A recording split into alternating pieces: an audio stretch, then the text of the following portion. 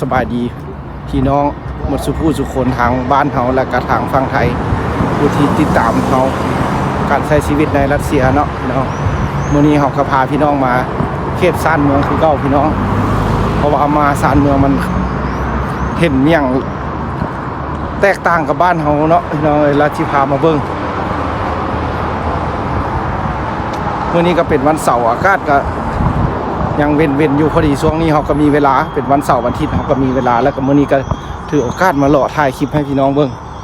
ทางบ้านเขาเบิ่งหลายๆแบบเบิ่งนอกบ้านเพิ่นแล้วดูนี้เนาะการดำรงชีวิตของเพิ่นสิเป็นจังไดเพิ่นจะใช้ชีวิตแนวใดคนประชาชนบ้านเพิ่นการดำรงชีวิตเพิ่นจะใช้แบบปลูกฝังเลี้ยงสัตว์คือเฮาบ่เนาะเบิ่งเขตนอกไปหลายๆมุมเฮาสิถ่ายให้เบิ่งถ้ามีแนวใดเป็นตาถ่ายเฮาสิถ่ายให้พี่น้องเบิ่งทางบ้าน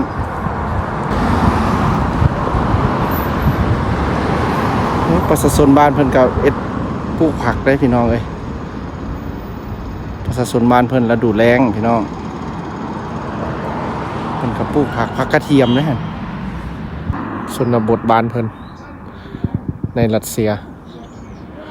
ดังไฟแบบบ้านเฮาเลยชานเมืองพี่น้องมาเจอทางรถไฟพี่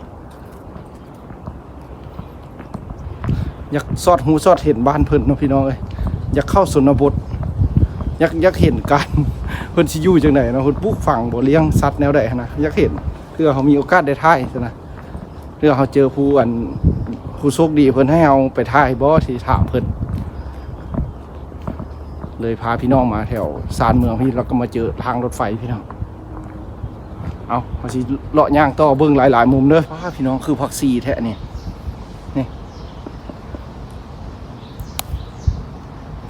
บ่แม่นผักชีวะพี่น้อง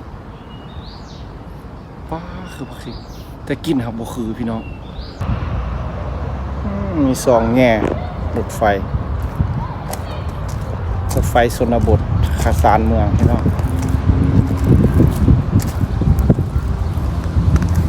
เด้การซับล้างเป็นแนวนี้เด้อพี่น้องเอ้ยนี่เพิ่นเอิ้นว่าซับล้างอันนี้เพิ่นเอิ้นว่าหยังพี่น้องอยู่ทางรถไฟนี่นะกระแจรถไฟเบรกว่าจะได้มีคันจับอยู่นี่มอสิออกของทางพี่น้องแล้วมันจะมีไว้อยู่นี่เพิ่นเอิ้นว่าเอียงวันเสาร์นะมีโอกาสเด้อพี่น้องเอ้ยอยากได้ภาพงามๆให้พี่น้องอยู่ทางบ้านผู้ที่ติดตามเฮาอยู่ให้ได้ชมเพื่อว่าผู้ใดมักแนวใดก็เม้นไว้เด้อพี่น้องเอ้ยเฮาสิพาไปถ่ายให้เมื่อเฮามีเวลามีโอกาสเอาฝากเป็นกำลังใจเฮาเด้อโอ้งามเด้อแถวนี้คักเด้อหมู่บ้านนี่พี่น้องแบบคือเห็นเพิ่นแบบนี้ก็คืออยู่กับอเมริกาเลยได้เห็นเพิ่นอัน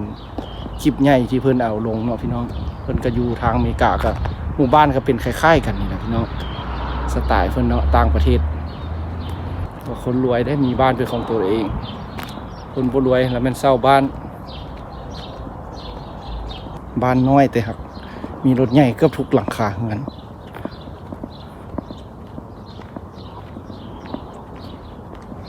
รถล้างบ้านเพิ่นที่เพิ่นใช้สมพอบ้านเพิ่นมันสะอาดนะมีถังขี้เหงื่อให้เมียนในหมู่บ้านบ่ได้ให้ทิ่มสะทรายเฮ็ดเหือนไว้ให้คักแน่นี่คักพี่น้องงามสองฝากทางนี้เสียงนกเสียงหนูห้องจัดจัดบ่ได้มีเสียงเพลงตึงๆต่างๆเงียบสงบเงินสารบ้านซ่องครับ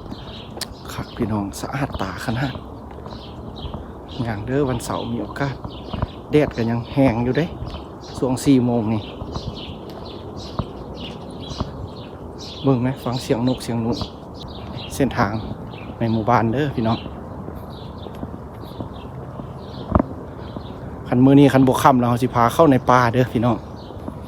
สิพาเข้าในป่าเลือกป่าใหญ่ สิเอ็ดให้ได้2คลิปมื้อนี้นะเฮ็ดให้งามๆเบิ่งเป็นวันเสาร์เฮามีโอกาสมีเวลามาถ่ายถือว่ามื้อนี้เฮาบ่ได้ไปตลาดตั้งครอบบ่ไปตลาดมื้อนี้ตั้งสิมาถ่ายแถวซ่านเมืองแถวชนบทโอ้สมใจแล้วพี่น้องเอ้ยเดินทางมาดิเขตนอกเพิ่นก็เอาฟืนอันนี้เพิ่นก็เอาไปเฮ็ดฟืนดังคือกันป๊าดดอกไม้งามๆขอถ่ายเพิ่นเด้อพี่น้องเอ้ยเห็นเพิ่นได้เฮาก็สิขอถ่ายคันบ่เห็นเฮาก็สิถ่ายเลยป๊างามขนาดนี้นี่แหละพี่น้องบ้านเพิ่นรัสเซียได้พี่น้องเอ้ยป๊าดอกอีหยังนี่พี่น้องฮู้บ่นี่ดอกบักงามๆเลยนี่เวลาใครประตูของเยี่ยมมาก็สิเห็นป๊างามพี่น้องมีแมงไม้ตอมเกสร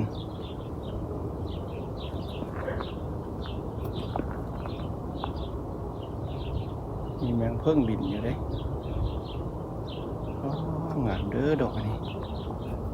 ป้าเด็กได้แนวไปปลูกอยู่บ้านเนาะเวลามีความหักเอาไปต้อนผู้สาวนี่ป้ามีต้นแอมเปิลน้อยอีกกำลังเป็นมากอ่อนๆโอ้สุดใจเขาแล้วพี่น้องได้พามาทางนี้เราต้องหมักหมู่บ้านเด้อต้องหมักเข้ามานี่ตลาดเขาก็บ่ได้ไปได้มื้อนี้นี่ธรรมชาติได้พี่น้องของธรรมชาติได้ขอบใจทุกคนที่ติดตามให้กำลังใจเฮาชีวิตในรัสเซียพี่น้องขอบใจหลายๆถ้าพี่น้องบ่ช่วยมารับชมก็ถือว่าบ่มีโอกาสจนฮอดมื้อนี้พี่น้องเอ้ยถ้าผู้ใดเข้ามารับชมก็ฝากเป็นกำลังใจให้เฮารับชมโฆษณาเด้อพี่น้องอย่าข้ามเด้อเพราะว่าส่วนมันสิเข้าโฆษณาเข้าคลิปนึงก็โดนได้พี่น้องถ้าเห็นก็อย่าข้ามโฆษณาเด้อพี่น้องเอ้ยเพื่อเป็นกำลังใจให้เฮาพัฒนาสีมือในการถ่ายคลิปหรือว่าอาจจะนั้นมีเงินมีคำเอากระสิไปซื้อกล้องเด้เห็นเด้ส่วนพักเพิ่นได้หันพี่น้องเพิ่นก็ปลูกพักอย่างว่าอยู่เขตนอกเพิ่นก็ปลูกพักคือกันแต่เพิ่นเอ็ดห่มไว้เนาะเอ็ดเฮือนห่มไว้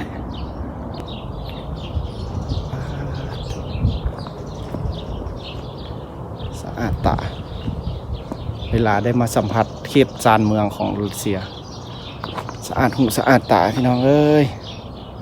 เวลาได้มาสัมผัสแบบนี้เสียงนกเสียงหนูห้องแซวขอเอาดอกหนึ่งเด้ออดบ่ได้เด้นี่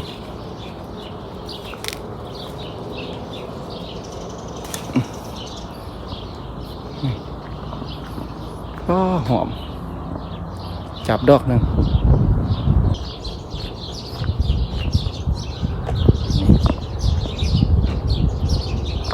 มีลมพัดโอ้ตลอดเวลาอากาศเย็น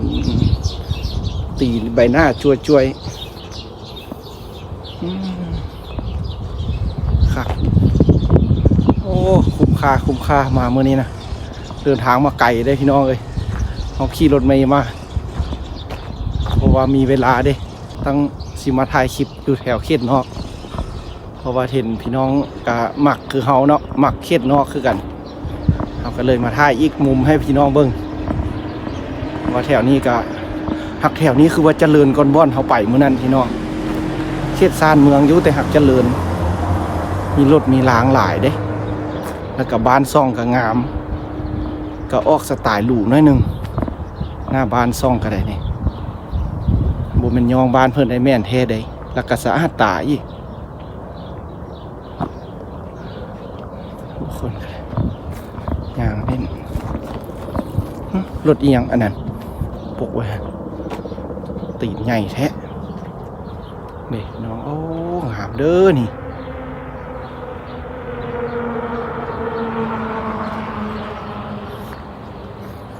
จ้า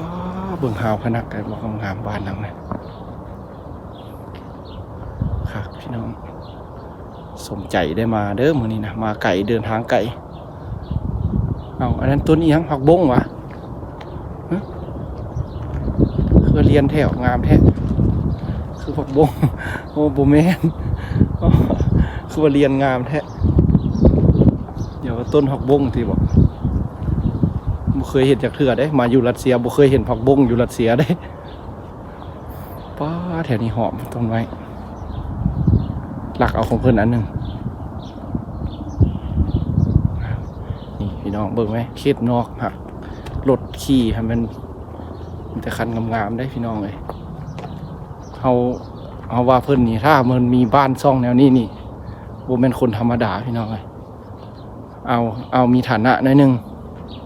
เด็กแม่ตู้นั่นก็มาอัดตู้บ้านสิไปย่างลิ้นบ่จักนี่พี่น้องเอาให้เบิ่งเด้อแถวนี้ครับบ้านงามสะอาดตาแหงЗдравствуйте. Да, нас снимай видео. Да. ตักเป็นตู้พี่น้องเอาโอ้ยเขาเห็นแม่ตู้กับคิดฮอดแม่ตู้เขาอยู่เฮือนเนาะแม่ตู้เขาเท่ากันนี้พี่น้องเลยเดี๋ยวคันเขาได้เมื่อลาวแล้วสิท่ายให้เบิ่งว่าแม่ตู้เขาอยู่กับไผใช้ชีวิตกับไผเขาอยู่กับแม่ตู้แต่น้อยผู้ใดพี่น้องต้องคิดฮอดเดาป้อหลุดงามแท้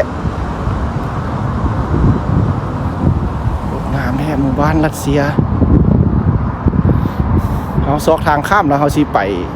เข้าในป่าเบิ่งเพื่อได้เห็นสัตว์ป่าเห็นบรรยากาศงามๆอยู่ไหน